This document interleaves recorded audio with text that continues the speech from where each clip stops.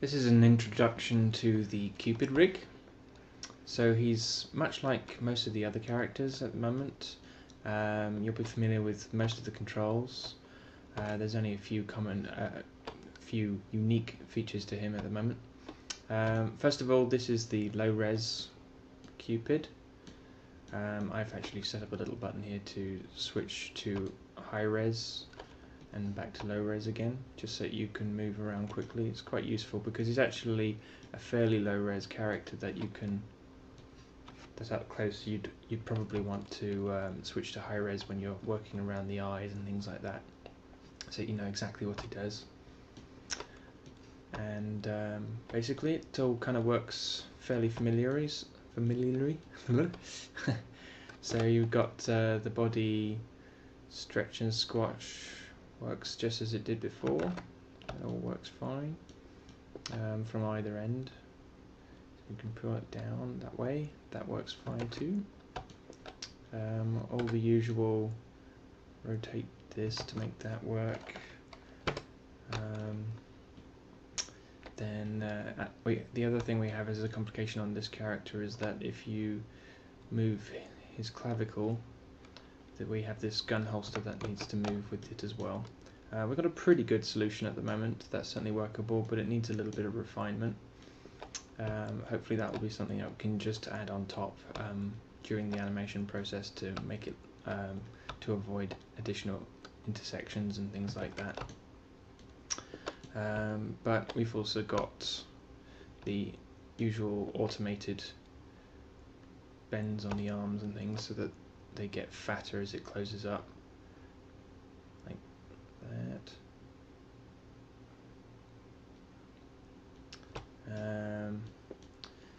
Face library kind of works as the other characters do. This is basically broken down into 3 sections. So we've got the lip sync, the eyes, and the brows. And each one starts out with a letter to represent what that is. So M for mouth, E for eyes, and there will be B for brows. Now the funny thing is actually a lot of this stuff between the characters actually is universal. You'll find that if you hit this command on that character, it will also work on Cupid as well. They're not all completely universal. Some things will break, so that's why they're being custom made as well. But basically you've got all the functions of opening and closing his eyes and various different looks that he wants to give.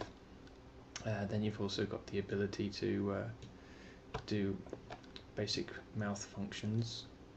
Now what these are doing, what I would suggest for workflow when you're animating with these characters is that you start off by, broadly speaking, just use these poses and to set the keys in order to create roughly what you're looking for in the first place, and you set the key there. Then the next thing down from that is I would animate these controls up here because they are actually being driven by these. And then if that doesn't create the refined look that you're looking for, then switch over to using these controls because these ones are being driven by those ones.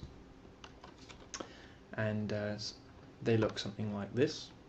So you've got all your usual eye controls and things like that. And brows and things like that, so you can sculpt everything the way you want it to be. And then if you find that that still isn't working and the red controls aren't giving you exactly what you need, then use these yellow controls and they give you much finer control. They'll allow you to do really subtle things, so pull up a tiny portion of the skin a little bit this way or a little bit that way. But generally speaking, that's a last resort, and you should be able to get most of what you're looking for well before you get to that stage. So, as I say, start out with the face library stuff to put you quickly into roughly what you're looking for. Bear in mind that these will overwrite the next layer down and so forth. Next step is use the box controls. They'll give you more refinement, and you can do things like this. Eyes. Okay, they're not so easy. They're better controlled in a linear fashion. If you just pull them in all kinds of different directions, you get some weird stuff going on with Cupid. But then you've got the eyebrow controls like like that. Then once you've worked those and you've got to a good level of polish with those, then I would suggest you switch on the red controls and you refine on top of that. And then, and only then, would I suggest you switch to the yellow controls to refine on top of that, because each lower stage is in many cases overwritten by the higher stage. So you don't really want to spend too much time, for example, refining everything with just the red controls and then go in there and slap on a panic face, because that's going to overwrite some of the things that are going on with the red face, or they're going to add to it and it'll just mess it up. Some of them will be compatible and some of them won't. It's hard to explain it all in one go. But that is the general gist of that for the face. We can switch back to the lower res one. Controls are working pretty decent. Quite pleased with the way that the mouth is kind of working now. Then one of the only custom ones we have that's different from other characters is this one here, which is just, it can animate out in all different directions as you want it to. It can translate as well if you need it to as well though. And you'll probably need to animate that in order to avoid some intersections, but we'll do our best to improve upon that anyway as we go along. A few other functions worth noting are that if you select this sort of upper body controller here, you've got the ability to toggle a couple of things here. First of all, you've got switching on and off all the controls. So this is all the body controls, doesn't include the face. The face is switch on and off. We'll switch on and off here. So that'll do the body for you. And the other is these pupils. These are kind of like proxy pupils. The idea being that you can be in a non-textured mode and you can still see his pupil, and that's because there's actually a very small piece of black geometry placed on his eyes. If you want to get rid of that, then you can toggle that off. In textured mode you'll still see that. Many of the animators won't actually have the textures though, so it'll just be white, but you'll still be able to see the pupils so that you can always see in what direction he's facing. On top of that, what else have we got?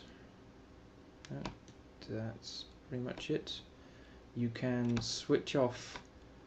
This has a sort of auto orient on it, in that if we bend the body a little, those side panels, the gun holsters try to stay pointing downwards. If you want to switch that feature off, just select that and then you can animate this on and off throughout the scene as you need it, and you can switch that off like that, and then this will go back to a pretty straightforward setup. If you're not familiar with setup machine rigs, then another thing to look at is that if you select any one of the controls on his arms and then you go up to a menu at the top, that should look like this, TSM controls. You can go IK FK switch, it will set a key on that frame and you'll be in IK mode. Same again when you want to switch back. You select any control along on the arm. This can be that, or it could be this point controller. Just select that controller, press FK/IK switch, it'll switch back, setting a key, and you'll have the arm in exactly the same position, so you can animate between the two features as you go along. That's the general gist of it. We'll have some additional functionality added to the tail to make it dynamic, and also to give it a cloud-like deformation on it, and probably a little bit of follow through on the hair, but just something subtle. It won't be anything crazy. And that's the end of that. Thanks a lot. Bye.